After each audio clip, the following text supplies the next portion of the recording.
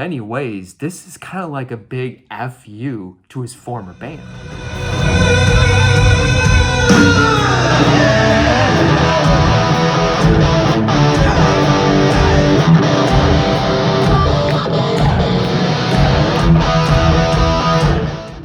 Metalheads, welcome to Graphic Metal, where metal is celebrated with design in mind. And this is the best traditional metal / hard rock albums that I heard released during the month of March of 2024. First, we got some honorable mentions before getting to the top pick. So let's get to it.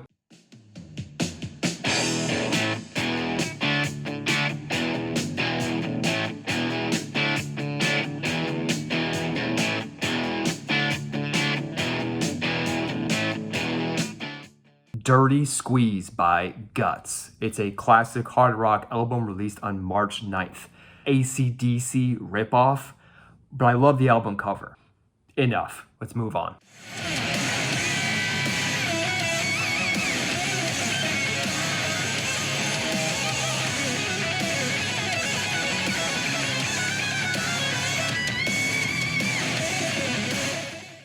Higher Power by Scott Stapp, a hard rock album released on March 15th.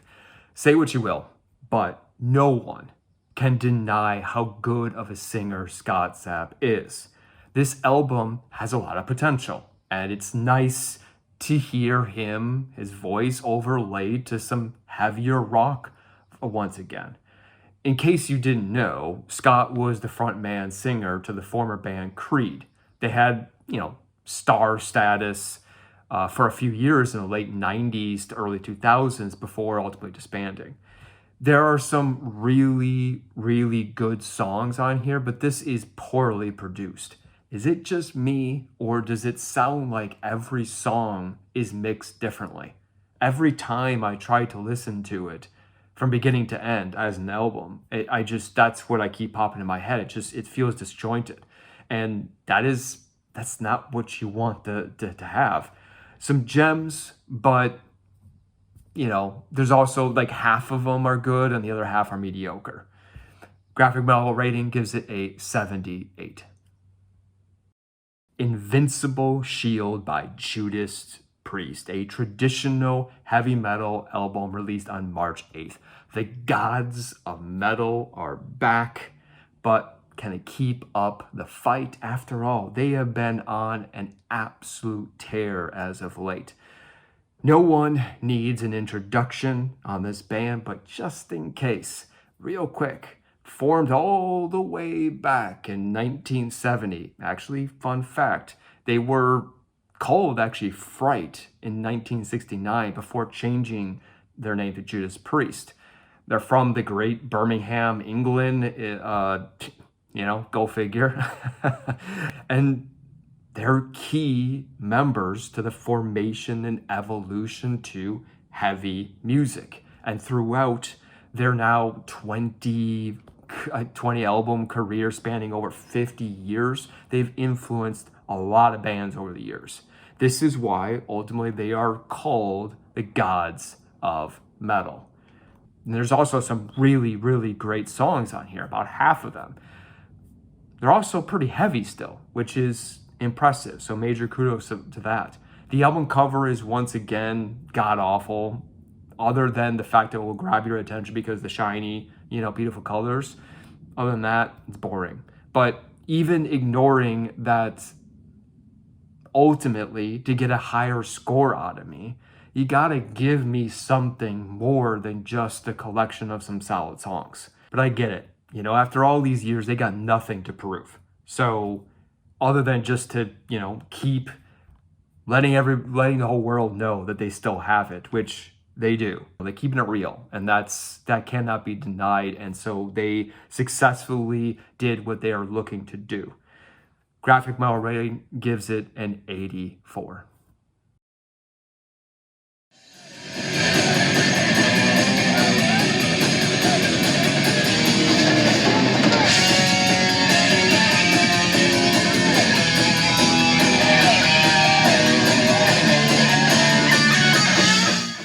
Hands of Goro by Hands of Goro. It's a traditional heavy metal album released on March 1st.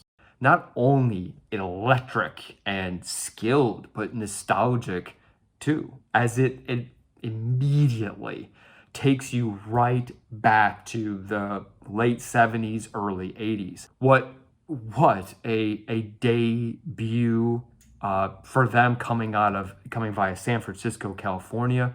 Naturally, with it being a debut, the production is what holds it back.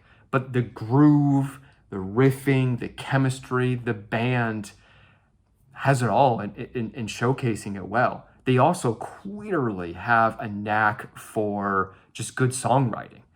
Love the pace and flow to it, the mixing. I wish the album had a better album cover, but I get that what they're trying to do, and I do think that it hits home, the representation of the vibe of the band, Mortal Kombat nod and all. This is easily for fans of Diamond Head, Maiden, and Angel Witch. Here's hoping that they can, keep it going, keep it coming. Grafikmetal rating gives it an 87.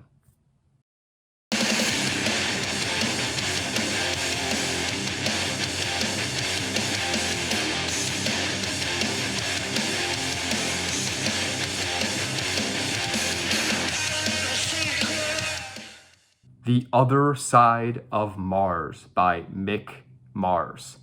I can't believe I'm doing this. But yeah, here we have a solo project by Mick Mars, the lead guitarist, former, that is, of Motley Crue.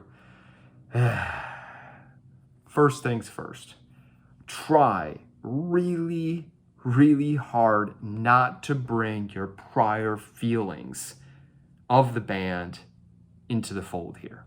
And real quick, for those not familiar, Motley Crue was an infamous band starring at the height of the hair metal scene in the 80s, with them even from LA, and spent many of nights partying on the Sunset Strip in Hollywood, maybe even a little bit too much partying.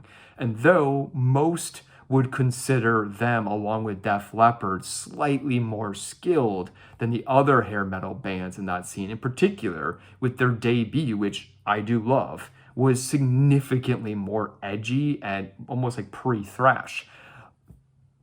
Of course, they would ultimately move away from that and go to a much more softer, more accessible version of them once the dough and the platinum certification started to roll in. Tommy Lee has always been active outside of Crue, but in the case with Mick, this is his first endeavor away, and not just his first, but interestingly enough, in many ways, this is kind of like a big FU to his former band. This is because Mick, who is currently being sued by his former band, Motley Crue, according to him, he was forced out for undisclosed reasons. One, I have respect for Mick doing what he did. He easily could have just pouted, retired, and called it quits. After all, what you may not be aware of is that he's battled what is a rare type of chronic arthritis that affects his spine and his pelvis, I believe, ever since apparently he was a kid. But he sucked it up. And not only that, but he he did what his former band couldn't do in years. Actually write great music. Gotta admit, it's good. It's really good. What makes it so good is, ironically, the very thing that's probably going to piss off a lot of everybody else that tries to give it a chance. That's its variety. This thing is all over the map. But what cannot be denied is the collection of damn fine, good hard rock songs, with some also softies as well. The emotion, you can tell, you can capture, it's the emotion of what he was going through definitely shows. And that's what also helps elevate it and builds the connection, the relationship to it. Sure, it's quote unquote safe rock, but again, good is good. The album cover and name is fine, not OMG, but it does the job. And I like that they kept it right to the point about and a representation of him. Give it a shot. Who knows? You just might like it. Grafikmetal rating gives it an 89.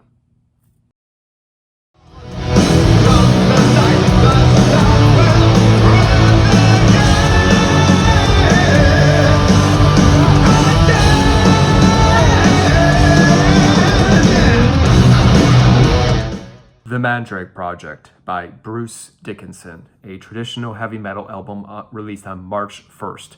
I already did an extensive, in-depth episode on this specific album, so we'll just add the link to the description below. But for those who didn't, real quick, Bruce is the lead singer of Iron Maiden. When he first left Maiden back in 1993, part of it was to pursue his own kind of solo career, which soon became kind of sort of like, you know, Bruce and Roy Z, since it meant he was the big contributor with his solo project. Adrian Smith, also former Iron Maiden guitarist, also showed up for a few key albums in the 90s. But when they both decided to reunite back with Iron Maiden, you know, the project, the Bruce, you know, solo career kind of went, you know, pushed aside. Outside of Tyranny of Souls, it had been a number of years onward just focusing on Iron Maiden. Not sure if it was because of the pandemic, but ultimately Bruce had an idea of a story which he turned into a graphic novel, which you get along with getting the album. It's all comes accompanied with all new music, a new album, except for one song, which is a cover of a Maiden song on a previous album on Book of Souls called Eternity Has Failed. Ultimately, why this album is so good and deserving of the #1 spot in the traditional heavy metal space hard rock scene from March is because of three distinct reasons.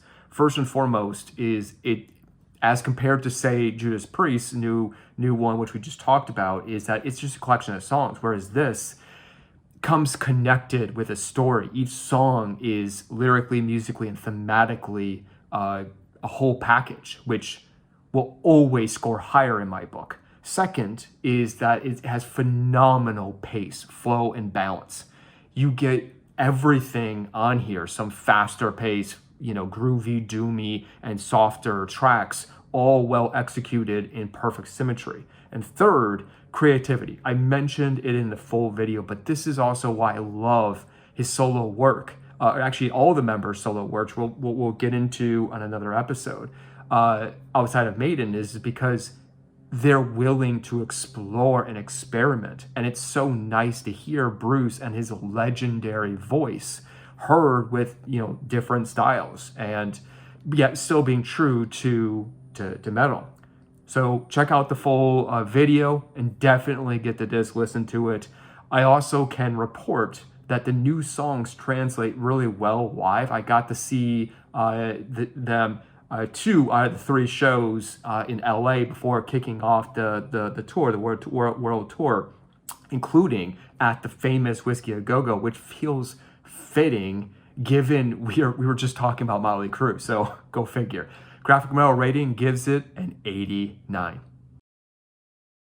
And that was the list. That was the traditional hard rock best albums I heard in the month of March. Check back soon for the other subgenres of rock and metal. Until then, cheers and keep on rocking.